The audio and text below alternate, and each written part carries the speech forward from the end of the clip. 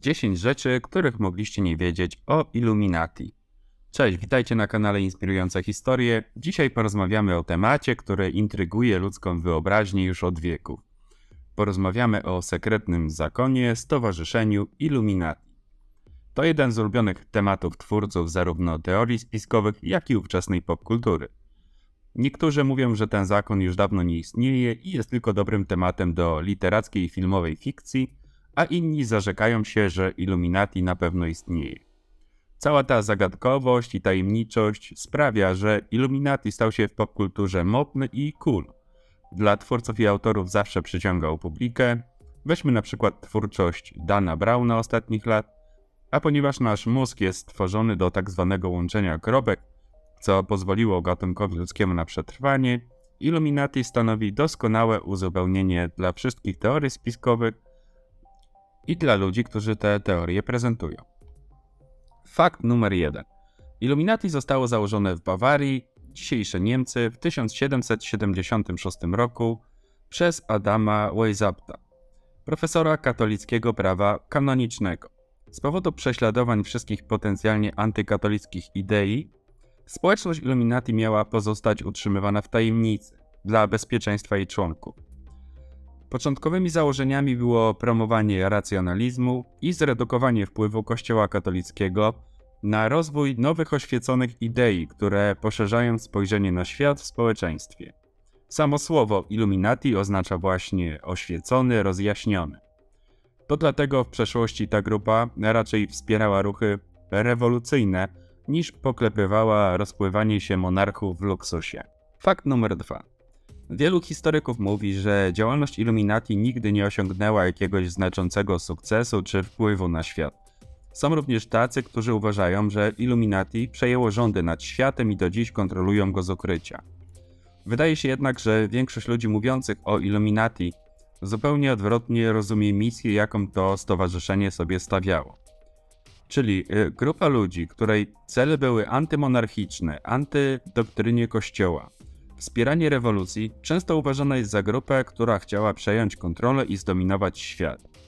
Atmosfera tajemnicy, sekretności i skandalu przyciągnęła wielu twórców tzw. teorii spiskowych, którzy swoją płodną twórczością stworzyli zupełnie przeciwny imidż Illuminati. Dla wielu ludzi sekretność tego stowarzyszenia jest spowodowana tym, że przeprowadzają na spotkaniach tajne religijne rytuały, które wywołałyby wzburzenie społeczeństwa, takie jak picie krwi i tym podobne. Fakt numer 3. W roku 1785 hrabia Bawarii Karl Theodor zbanował sekretne stowarzyszenia razem z Illuminati i zarządził, że uczestnictwo w takich grupach będzie karane. Oskarżył wtedy tą grupę o rozpowszechnianie radykalnych pomysłów politycznych i promowanie ateizmu. Uznał ją za zagrożenie dla monarchii. Większość sekretów grupy została wtedy opublikowana i jak wierzyć historykom, to wtedy Illuminati przestało istnieć. Jednak Illuminati wciąż pozostało obecne w kulturze jako fascynujący i kontrowersyjny temat dla pisarzy, twórców, komentatorów politycznych czy dzisiejszych twórców filmowych, w których bardzo często pojawia się wątek różnego rodzaju sekretnych stowarzyszeń. Niemal w każdym filmie o sprawach rządowych czy filmie przygodowym są wykorzystywane elementy tajnych organizacji działających w cieniu. Od zawsze historycy i entuzjaści tych tematów debatowali o nich i je studiowali. Fakt numer 4. Na początku Adam Weishaupt miał pomysł stworzenia społeczności wolnomyślicieli. Pierwszymi jego członkami byli właśnie studenci z uczelni. Przez następne 6 lat do grona Illuminati dołączyło około 600 członków, ważnych ludzi z okręgu bawarskiego, takich jak doktorzy, politycy, zamożni ludzie, bankierzy, intelektualiści czy pisarze, na przykład Jan Wolfgang Goethe. Zanim hrabia Bawarii ogłosił zakaz na działalność tych stowarzyszeń, liczyło ono około 2500 członków.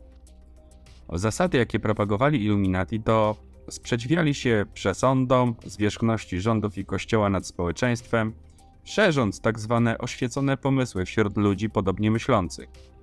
Dziś Illuminati jest przedstawiona jako grupa przepełniona religijnymi rytuałami, która kanonizuje swoich członków, czyli pewnego rodzaju kultem religijnym, co jest przeciwieństwem założeń, na jakich powstała. Fakt numer 5. Rok założenia Illuminati 1776 jest rokiem, w którym została ogłoszona niepodległość Stanów Zjednoczonych wobec korony brytyjskiej, co również spowodowało rozwój wielu teorii na ten temat.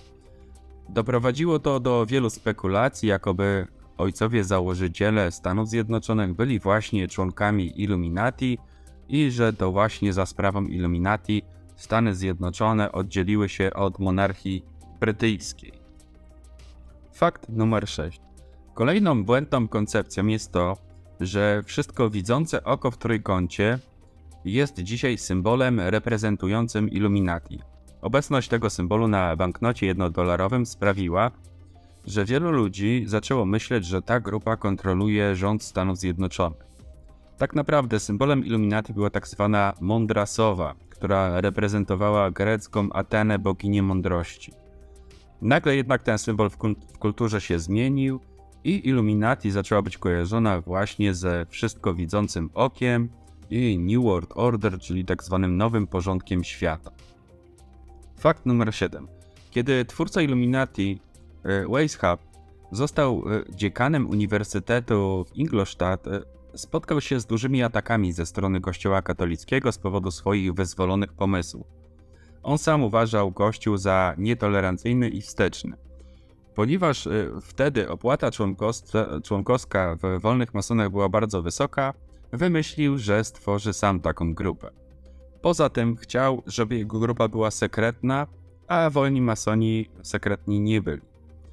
Stworzył więc system różnych pseudonimów, poziomów w strukturze grupy oraz różne symbole i sposoby na komunikowanie się.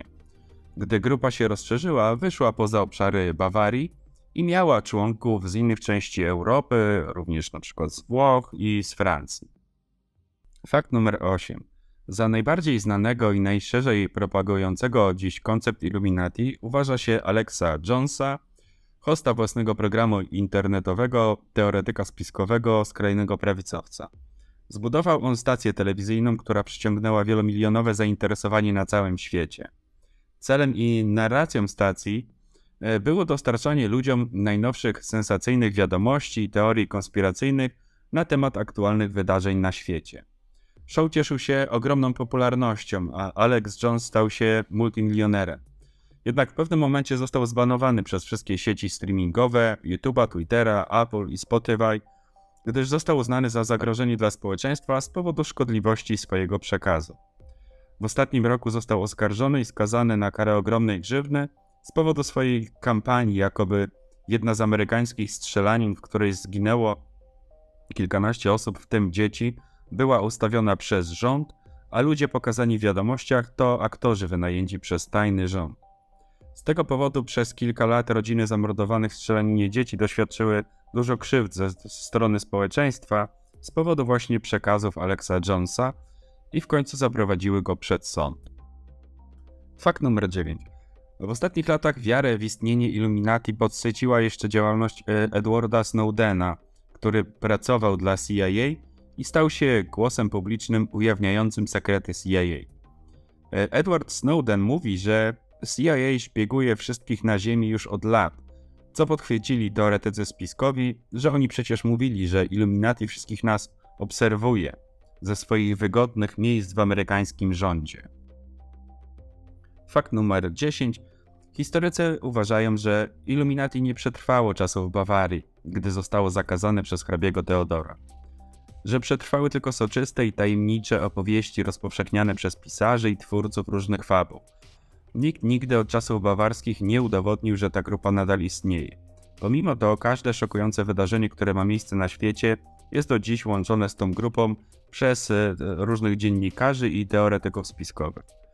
Mówi się na przykład, że zabójstwo Kennedy'ego było zorganizowane przez Illuminati, czy wybuch rewolucji francuskiej był ich dziełem, czy nawet bitwa pod Waterloo. Od zawsze Illuminati jest też dobrym tematem dla Hollywood, więc wygląda na to, że na stałe zagościło w naszej kulturze, a to, czy zakon Illuminati istnieje, czy nie, to pewnie się tego nie dowiemy.